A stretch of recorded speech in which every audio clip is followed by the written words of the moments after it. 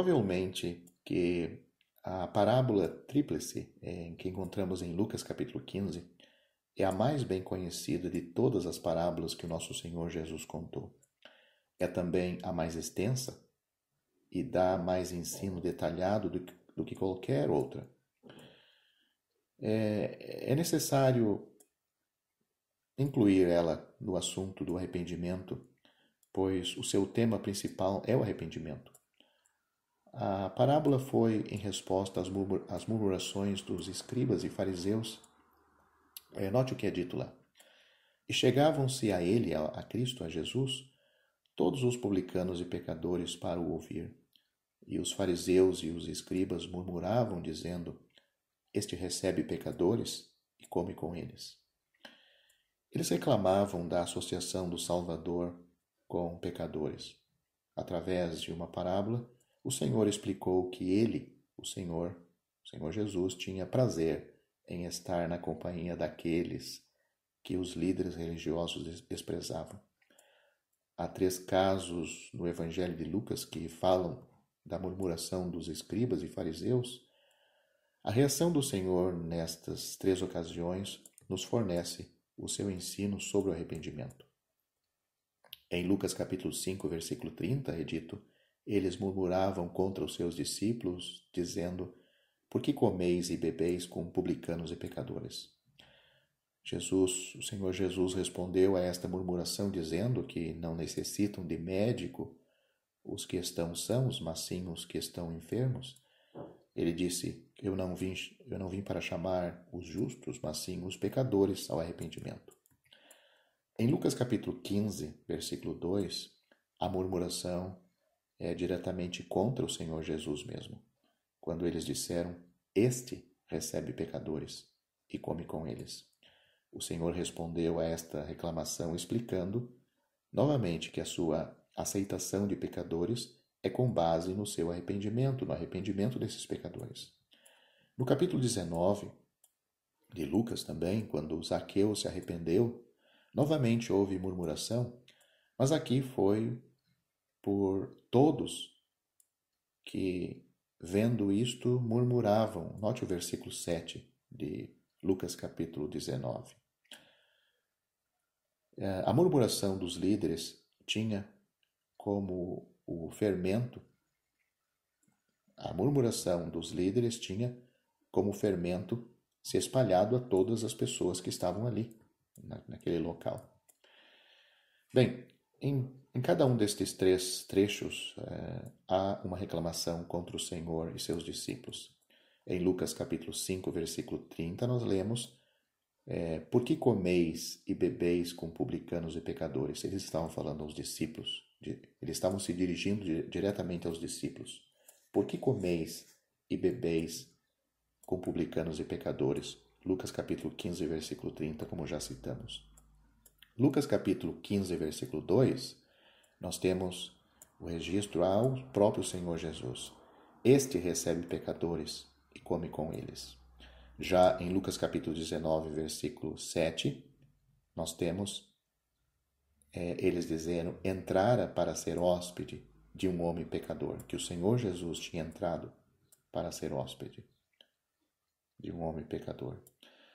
Na sua resposta a cada uma reclamação, há uma afirmação clara do Salvador para explicar o ato de amor e misericórdia divina para com os que se arrependeram. Nós temos isto, então, no caso de Lucas capítulo 5, no versículo 32, a resposta do Senhor: Eu não vim chamar os justos, mas sim os pecadores ao arrependimento. Em Lucas capítulo 15, versículo 7, temos a resposta do Senhor: Digo-vos que assim haverá alegria no céu por um pecador que se arrepende. E em Lucas capítulo 19, temos a resposta do Senhor no versículo 10, porque o Filho do Homem veio buscar e salvar o que se havia perdido. Em cada resposta, o Senhor coloca uma ênfase diferente, mas todas falam sobre o arrependimento. No capítulo 5, ele enfatiza a necessidade do pecador. No capítulo 15, é a alegria do pecador e do Pai. E no capítulo 19, é a bênção do pecador. Não há nenhuma outra parábola tão cheia de detalhes sobre a verdade evangélica como esta parábola tríplice em Lucas capítulo 15. Seria além do alcance deste vídeo expor tudo, mas vamos escolher os princípios salientes relacionados com o arrependimento encontrado aqui, nesta parábola, essa tríplice parábola de Lucas 15. Não há dúvida de que temos de interpretar a parábola como falando da salvação de um pecador e não da restauração de um salvo.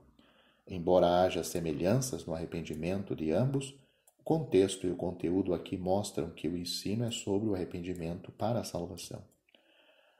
A plateia, nesta ocasião, era composta de publicanos e pecadores, isto é que está claramente no capítulo 15, verso 1. O pecado do filho o levou a uma terra distante, onde é descrito como estando perdido e morto. Note o versículo 32 deste capítulo 15. Seu arrependimento o trouxe a um lugar de gozo e bênção, onde ele foi achado e vivo. Isso está no versículo 32 também.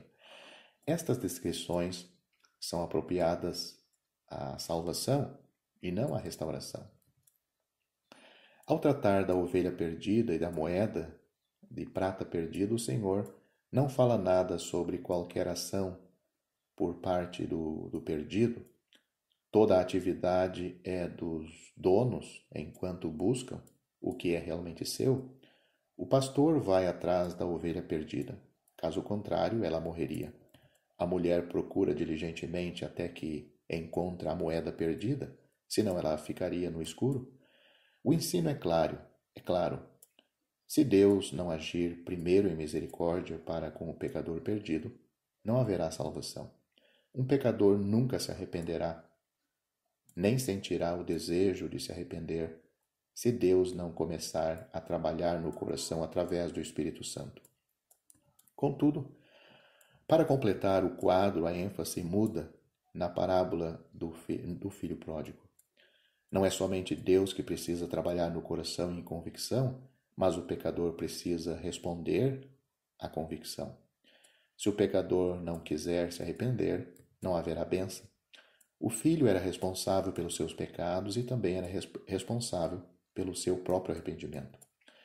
Os problemas do filho pródigo começaram com a sua cobiça, quando ele disse, dá-me, em Lucas capítulo 15, versículo 12.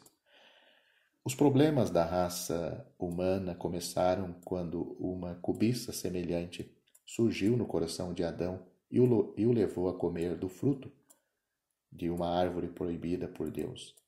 Tanto para Adão como para o filho pródigo, o problema rapidamente o mergulhou em trevas e desespero. Para o pródigo não poderia haver bênção até que ele começasse a desejar uma mudança. Na descrição do Salvador sobre o pensamento do pródigo, sobre si mesmo, seu pecado e seu pai, temos uma explicação do que é arrependimento. O arrependimento do pecador é exatamente isso, uma mudança de pensamento sobre si mesmo, sobre seu pecado e sobre Deus. A mente do rapaz começou a funcionar, tornando em si, é o que está registrado no versículo 15. Ele mudou suas opiniões sobre suas escolhas passadas e para onde o levaram. Sua memória começou a funcionar e ele se lembrou da casa do seu pai. Note o versículo 17 também. Ele mudou sua opinião sobre a grande provisão que havia na casa do pai. Sua miséria começou a operar. Eu aqui pereço de fome. Também está registrado no versículo 17. Ele mudou sua opinião sobre a sua condição moral. Isso nos mostra onde começa o verdadeiro arrependimento, na mente. Envolve uma mudança de mente. Mas se ele não agisse em relação aos seus novos pensamentos, ele teria morrido no campo. É preciso haver também uma mudança de coração em relação ao seu pai. Ele resolveu se levantar e voltar ao seu pai e confessar o seu pecado. Temos isso no versículo 18. Que momento quando a mudança de mente e de coração foi manifestada numa mudança de direção e ele, levantando-se, foi para seu pai? Que momento? Isso nós temos no versículo 20. No começo da história, ele partiu para uma terra longínqua, versículo 13, mas agora ele está de volta. Ele resolveu ser honesto com seu pai sobre vários aspectos. Vemos, por exemplo, sobre suas obras. Ele disse: pequei. As suas próprias obras, as obras do filho pródigo. No versículo 13, vemos que ele destaca seu valor. Não sou digno de ser chamado teu filho, versículo 19. Também nós vemos o destaque do seu desejo. Ele diz: faze-me como um dos teus jornaleiros, versículo 19 também. Entretanto, quando seu pai correu ao seu encontro e o rapaz expressou sua confissão sobre suas obras e indignidade, temos isso no versículo 21, a coisa parou por ali. Ele não teve oportunidade de expressar seu desejo de ser um jornaleiro. Ele foi acolhido pelo abraço amoroso e pela expressão de graça do seu pai. Há uma interrupção bendita do pai no versículo 22, mas o pai disse aos seus servos, está registrado, este é o grande princípio da graça no perdão. O pai não escutará proposta. A bênção não pode ser negociada ou trocada por penitência. Semelhantemente, a bênção é nos termos de Deus inteiramente. Não é para o pecador arrependido dizer a Deus o que ele está preparando a fazer para ser aceito. Ou preparado a fazer, né? Deus não espera que aquele arrependimento que o pecador está tendo e todo aquele sentimento se transforme numa penitência. Então, Deus, ele vê o verdadeiro arrependimento e aceita este pecador e já o abençoa. E não deixa que aquele arrependimento e tudo aquilo que ele quer confessar se torne uma penitência como um mérito para que ele receba o perdão de Deus, a bênção de Deus. O arrependimento traz o pecador da terra longínqua para confessar aos pés do Pai, onde a remissão é concedida sem retribuição, a graça é estendida sem relutância por Deus. E o pecador arrependido é colocado na esfera de bênção sem qualquer condição. A bênção é sempre de acordo com as abundantes riquezas da sua graça, pela sua bondade para conosco em Cristo Jesus, como temos em Efésios capítulo 2, versículo 7. O Pai se alegra, se deleita em receber de volta o pecador, são e salvo. É isso que temos em Lucas capítulo 15, versículo 27. Esta parábola nos dá um retrato completo do verdadeiro arrependimento. Não foi no momento quando ele mudou sua opinião sobre si mesmo e sobre o seu pecado que ele foi abençoado. O arrependimento exige uma mudança de coração sobre Deus, o Pai, e uma mudança de direção que nos leva a Ele. Todos estes aspectos eram necessários para completar o arrependimento e o resultado da bênção. Finalmente, o Salvador ensina que, quando um pecador se arrepende, isso produz alegria no céu para os anjos. Versículo 7. Para o Pai e para o pecador arrependido. Versículos 23 a 24.